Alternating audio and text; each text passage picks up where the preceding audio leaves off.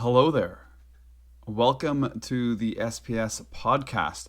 In this episode, we're going to be discussing the harsh truth that if you don't change your behavior, you cannot change your life.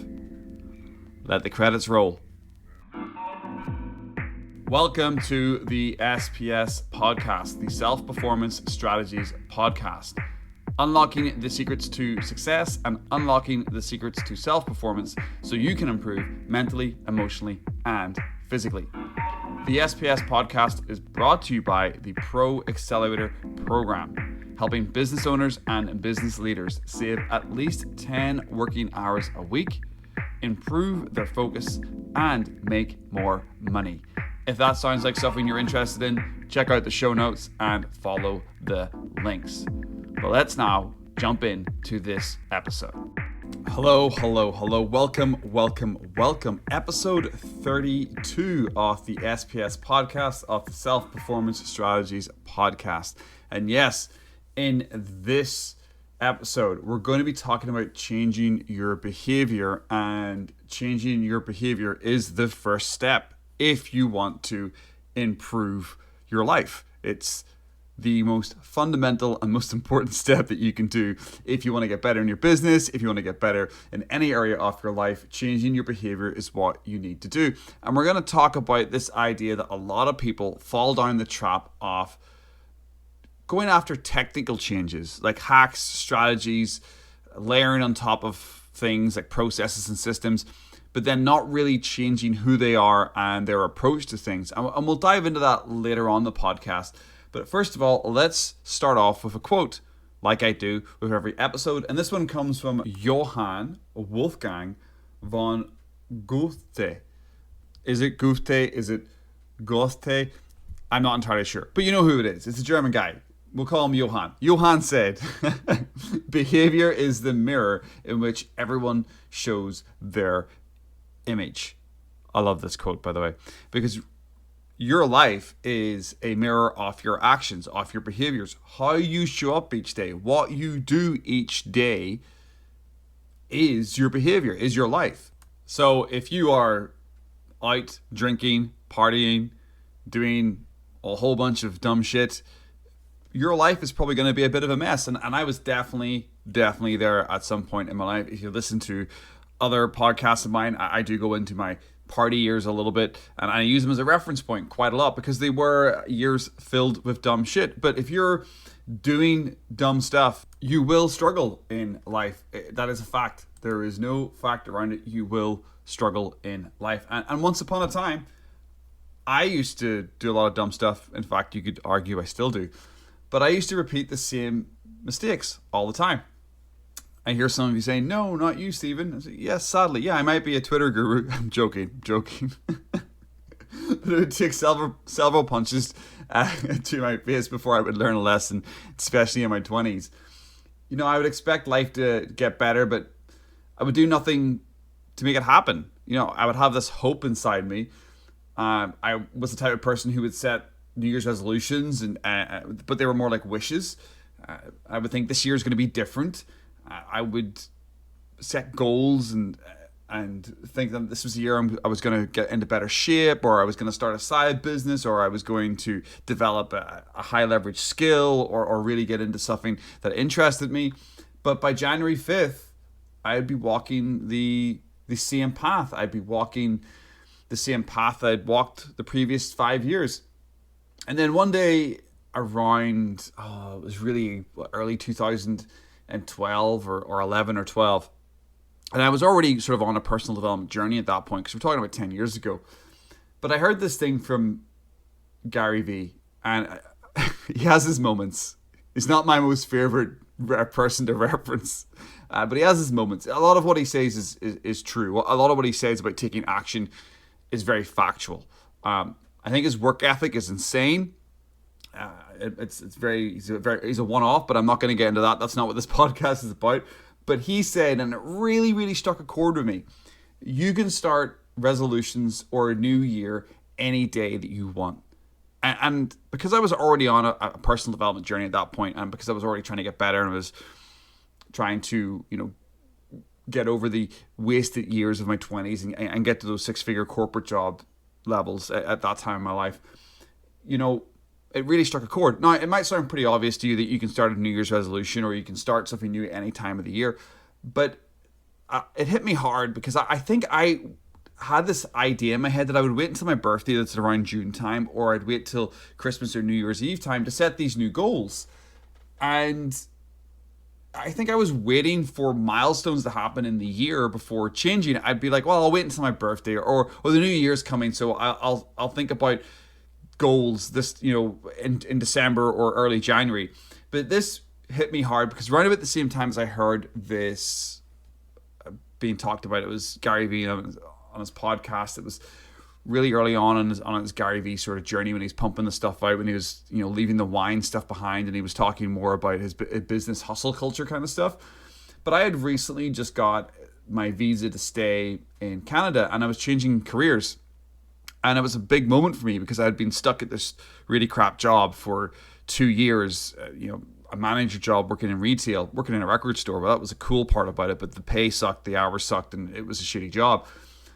But it was the moment that I said to myself, not again. I'm not going to let the stop-start up and down life keep derailing me. I'm actually going to change my behavior. I'm going to set these goals now on a random day in the middle of the year. I think it was March or sometime that this happened, or April. And that Gary Vee quote about you can start it whenever you want really framed my emotions and thoughts at that time. But how did I do it? What made the change? Well, I looked at the way my life was structured and I stopped doing dumb shit. Now, I didn't call it dumb shit back then. And now it's taken me years to realize this, but I didn't start my new life by adding new habits. This is a really crazy idea because my whole coaching sort of business currently, the way that I help my one-on-one clients, six-figure business owners or even above that, the way that I really impact them is I get them to remove stuff, not add stuff. The closing of open loops and the removal of shit that is really slowing them down is actually the path forward for 90% of them. It's very, very rarely early on when I'm coaching someone do I have to get them to start a new habit. It's usually about dropping a whole bunch of dumb shit, delegating a whole bunch of stuff. But when I look back at my own personal journey, I just intuitively did that. I didn't decide, I'm going to start going to the gym, or I'm going to start meditating every morning, or I'm going to start journaling, or I'm going to start all these like highfalutin ideas about changing my life. I basically started my new life by stopping the dumb shit. I stopped going out partying. I stopped drinking. I just stopped doing the things that I felt were slowing me down. And I started swapping things in that were less damaging, if that makes sense. So I swapped drinking and partying for staying in and playing video games or watching TV shows. Now, I don't watch a lot of TV shows and don't play video games now, but when you were initially changing at that period of my life, that was the behavior change I made. You had to substitute stuff in it. I just didn't stop partying and then sit in a room alone staring at a wall all by myself, wondering what I'm doing in my life. And years later, I would swap out TV and games for books and action and stuff. It was a trickle down effect. But that's another story that I don't want to get into too deeply here. But it was the behavior change. I was changing the behavior and the actions I was taking. I didn't read 20 personal development books to figure that out. Like it wasn't something that I had to go and spend thousands of dollars with a one-on-one coach. It just made sense to me 10 odd years ago. Like, less dumb shit equals better life. Not drinking and partying equals better life. Going to bed at the right time, being fresh and sort of plugged in and ready to go to work helped you make more money when you were at work. And I was working commission sales at the time, as that's the job I was moving into because of my visa change. So being really dialed in when you're working commission sales is really, really important. And because of that, I made huge behavior shifts and life shifts. First, I made good money working in luxury sales, like I was saying. Then I made a big career shift years later, into the corporate world, and I was making six figures there as well as a leader. And now for the last 18 months, I've been running my own one-on-one coaching business. But all of that came from this Gary V platitude quote moment 10 years ago or more.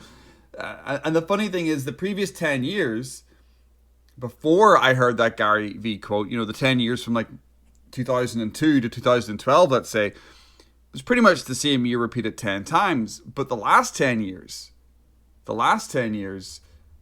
I've probably, it's probably like 20 years or 30 years, the amount of change that I've had. I've had 3 major career shifts in 10 years. So it's amazing that what can happen when you start with this idea that it's actually your behavior change that you need to start with. It's the core, it's the foundation of any change that you want to make in your life, in your business, with your relationships. If you want to expand your freedom of time, freedom of money, freedom of purpose, it's your behavior. Just quite simply, it's your behavior. And that's where I want to talk about this idea and the second half of this podcast. I believe a lot of people are stuck because they're using technical solutions and hacks for problems that need a change in behavior or emotional repair. And emotional repair basically means you have to change your behavior. So we all go through it. We all go through this. You've hit a wall, your life's plateaued, you keep reading books, doing courses, hiring people, changing your marketing, and trying all these strategies to get out of your rut, but it never works. Nothing ever really clicks. The dam doesn't break. You might get little spikes up and down, but they never last. And why do they never last? Well, they never last because, quite simply, you're not changing your behavior. Because shallow work is easy. The type of work I just mentioned there, the reading the books, the doing the courses, the changing your landing page, hiring people in to help with your marketing or whatever that is, all that stuff is important, but it can be very easy for you to get trapped in there. You do this shallow work because it's easier to look to tricks, strategies, random ideas pulled from courses, from books to improve your business than it is to go and actually do the deep work on yourself, to go and actually do that deep inner work, to actually sit down and think, well, where do I need to change my behaviors? And you can ride this shallow wave of small wins followed by the usual frustrations for years, for decades, because you get by. You get by on a monthly basis. You get by, you pay your bills, you're able to buy courses, join networking groups, hire people, but you never really feel like you're making those big quantum leap forwards. People talk about making 10x leap forwards or 5x leap forwards. You're just kind of maintaining. And that's because you're looking at technical solutions to problems that need a behavioral change. Then at some point you might hit a brick wall. You blow yourself up. And you can't use shallow actions to get past that brick wall. This is like hitting rock bottom. It's not as bad as hitting rock bottom when you don't have anything, but you might have a lot going for you, family, money in the bank, business, but you hit a mental rock bottom. You hit a frustration rock bottom. And when you take time to reflect and ask yourself why this cycle happened, why did you hit this, barrier, you'll start to find the real answers. You need to adapt your behavior and your emotions. It's just the simple, harsh truth of the whole thing, because all progress starts by telling the truth. And this is going to shock a few people. 80% of what you're doing today, mentally, emotionally, or physically, is holding you back from your next level. It is. It's 80% of what you're doing today is holding you back. Now, I can't answer what that is for you, but it usually falls into 2 areas. With the business owners and entrepreneurs that I've worked with, some of them making 6 figures, some of them have 7-figure businesses, doing very well, but they're feeling frustrated and stuck.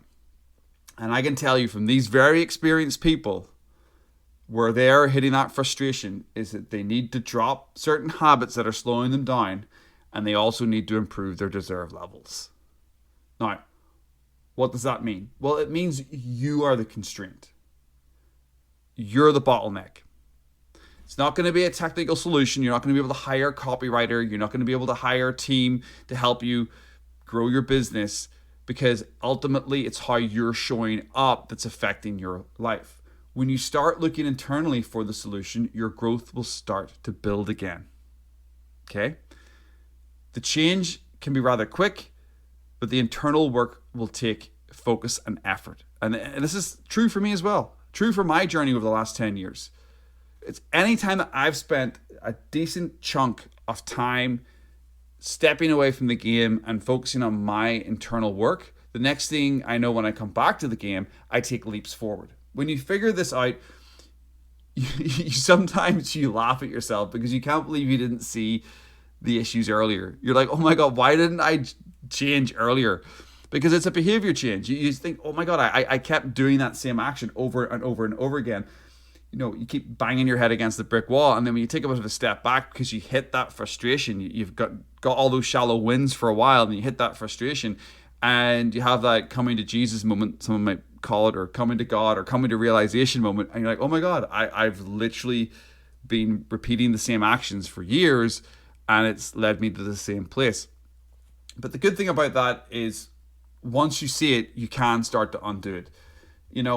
Nothing happens and then everything happens at once. I've seen this in my life. I've seen it with people around me. I've seen it with people who I help.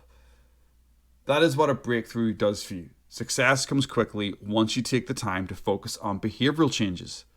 The behavior change is the root cause. The behavior change is the thing that's going to push you forward. You can spend weeks, months, and years searching for solutions to your problems externally, only to find out that your next leap forward always comes from within. Kind of repeating myself a little bit, but it's a point that I need to repeat. It's always from within. And the really, not the sad thing, but the great thing about this, the great realization that you have, is that this will repeat.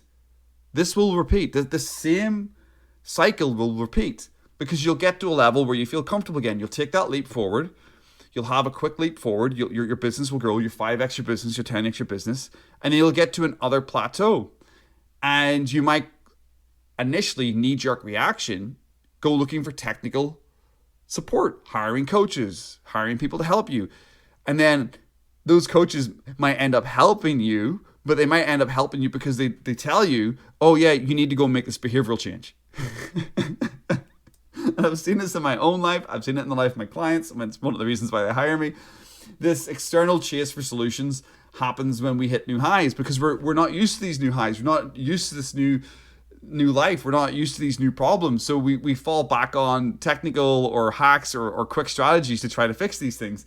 We all assume we've done the inner work. Didn't I do the inner work last year? Didn't I go down on that meditation retreat? Yeah, but it was for a different issue and a different time for a different scenario. And you need to do it again. You just need to keep coming back to it again and again and again and again and again. And it's always coming back to those behavioral changes and those emotional shifts. And that's it. And that's where it always comes back to. And usually, as I said, the two areas that I've seen with my clients is that they have a habit that they're doing that they need to drop, whether that's a type of work, whether that's a type of negative habit. It might have been a habit that was positive for them at one time. Like if you go back into my example, I started watching TV and playing video games instead of going out drinking. Now, at a certain point, TV and video games no longer served me, but I could have kept with that habit for a long time. And maybe I did a little bit in my life. But when I dropped those, that was a behavioral change I had to make to get to the next level. That's just a basic example from my life. I have a client example of a guy who would do a bit of creative work at nighttime, and he would have a couple of beers, and then it would affect his sleep, and the next day he would be a bit tired and he wouldn't be as effective. And we were talking about it, and it took him a long time to stop drinking a couple of beers at nighttime, because that's when he would do shallow work, low value dollar work, and he would have a couple of beers to keep himself entertained with it. But that habit was actually extremely detrimental to his business the next morning. So a little habit shift of not drinking beers at nighttime, a little behavioral change at nighttime, how he ended each day, ended up having a massive impact on his next day, and a massive impact over the weeks and months that followed. Little small shifts could be the answer to a lot of your issues. The quote I love, a really famous quote I love, it says that big doors swing on small hinges. And those small hinges are behavioral changes in your life.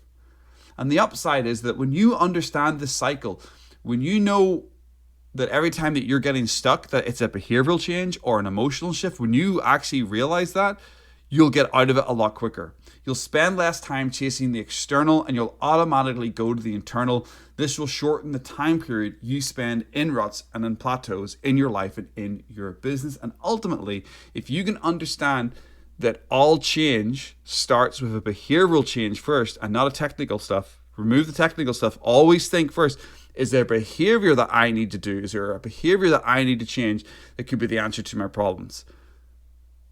You'll end up making success inevitable, because all success comes from how you show up each day and how you are as a person. Everything that you do is a mirror of your behaviors and of your actions. So stop chasing technical solutions and start making behavioral shifts. That's what I've got. That's all I've got. That's what I've got for the 32nd episode of the SPS podcast, as a self-performance strategies podcast. Let me know what you thought of this episode. Let me know whether you've been chasing technical solutions for things that you know now after listening to this podcast that are behavioral changes that you need to make. Hit me up on my Twitter at Steve Timoney. It's at STEVETIMONEY. Or you can slide on over to my website, and that's at stephentimoney.com. That's STEPHENTIMONEY.com. Send me a message on either of those areas. Hit me up on my DMs on Twitter. Let me know what you're thinking of the podcast. Would love to hear your thoughts. And we will speak to each other in the next episode. Make it a good one.